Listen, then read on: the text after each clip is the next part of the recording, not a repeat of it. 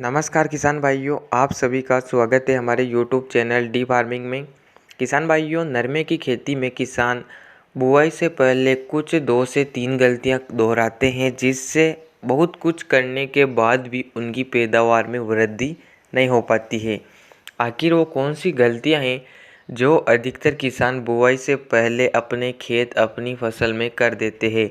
इस वीडियो में हम इन्हीं बातों पर चर्चा करेंगे, जिससे आप बिना किसी खाद दवाई 3 बातों की सावधानी आपको रखनी है और आप अपनी पैदावार को लगभग 20 से 30% तक आसानी से बढ़ा सकते हैं। यह वीडियो उन्हीं किसान भाइयों के लिए है जो कपास की खेती करते हैं या उससे ज़्यादा मुनाफा कमाना चाहते हैं। वीडियो को आपको एक बार पूरा देखना है ताकि आपको पूरी जानकारी समझ में आ सके। जो किसान बंधु हमारे चैनल पर पहली बार आएँ, नीचे दिए हुए लाल अक्षरों में सब्सक्राइब के बटन पर क्लिक कर दीजिए। पास में जो घंटी है उसे दबा लीजिए ताकि खेती से जुड़ा हुआ वीडियो सबसे पहले आप तक पहुंचता रहे। किसान भाइयों, जैसे जैसे कपास की बुआई का सीज़न नज़दीक आ रहा है, वैसे वैसे किसान चिंतित है कि वो बुआई के समय कौन सी बातों की सावधानी रखें। जैसा कि किसान भाइयों, बहुत से राज्यों में किसान कपास की बुआई करना शुरू कर चुके हैं, लेकिन बुआई से पहले कुछ 2 से 3 बड़ी गलतियां हैं जो किसान हर बार दोहराते हैं, जिससे फसल शुरुआती स्टेज में कमज़ोर नज़र आती है, फसल का विकास नहीं होता है और आपकी पैदावार अंत में जाके काफ़ी कम निकलती है। किसान पूरे साल मेहनत करता है, फिर भी उसे उसकी मेहनत का फल नहीं मिल पाता है। तो आखिर वो कौन सी गलतियां हैं? किसान भाइयों, बात करते हैं उन गलतियों की। तो पहली चीज़ आती है खेत को अच्छे से तैयार। जैसा कि किसान भाइयों, कपास की बुआई हम हल्की गर्मी और हल्की सर्दी वाले मौसम में करते हैं, यानी कि बरसात के मौसम से पहले ही हमें नरमे की रोपाई करना होती है। तो इसके विकास और अच्छी तरह से ग्रोथ के लिए पहली चीज़ ज़रूरी है कि खेत की अच्छी तरह से तैयारी करना ज़रूरी होता है। खेत की आप 2 से 3 बार गहरी जुताई करें। गहरी जुताई करने के बाद आपको अपनी मिट्टी को भुरभुरी बनाना ज़रूरी है, ताकि उसमें जब भी आप सिंचाई करें मिट्टी में पर्याप्त नमी बनी रह सके। तो पहली चीज़ आपको ध्यान में देना है कि आपको अच्छी तरह से 2 से 3 बार गहरी जुताई करना है। जुताई करने के बाद मिट्टी को काफ़ी अच्छी तरह से भुरभुरी बनाना है। इसके बाद दूसरी चीज़ आती है तापमान।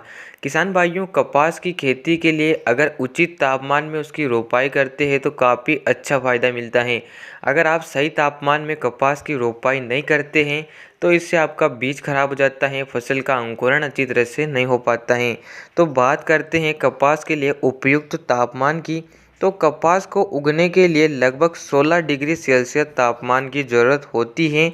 वहीं कपास के अंकुरण के लिए लगभग 32 से 34 डिग्री तापमान की ज़रूरत होती है और रात में ठंडक का होना ज़रूरी है। यानी कि इसी तापमान में अगर आप कपास की रोपाई करते हैं तो आपकी फसल अच्छी तरह से अंकुरित भी होती है और काफ़ी अच्छी तरह से ग्रोथ करती है।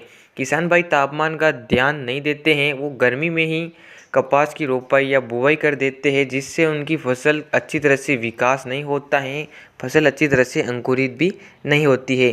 तो यह गलती आपको नहीं दोहराना है। इसके अलावा बीज उपचार। किसान भाइयों, नॉर्मली सभी किसान भाइयों को पता है कि बीज उपचार के बिना आपको बुआई नहीं करना होती है, लेकिन कुछ किसान बंधु ऐसे हैं जो बिना बीज उपचार के ही कपास की रोपाई कर देते हैं। किसान भाइयों, अगर आप बिना बीज के उपचार किए कपास की रोपाई करते हैं तो इसे सभी पौधे अंकुरित एक साथ नहीं हो पाते हैं, जिससे फसल शुरुआत में ही कमज़ोर नज़र आती है।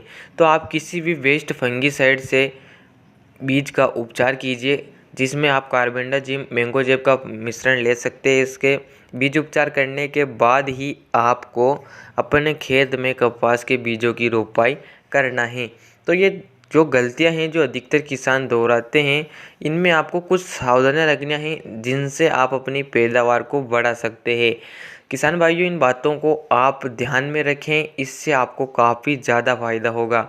तो आशा करता हूँ ये जानकारी आपको पसंद आई होगी। पसंद आए हो तो वीडियो को लाइक, अधिक से अधिक शेयर करें। धन्यवाद।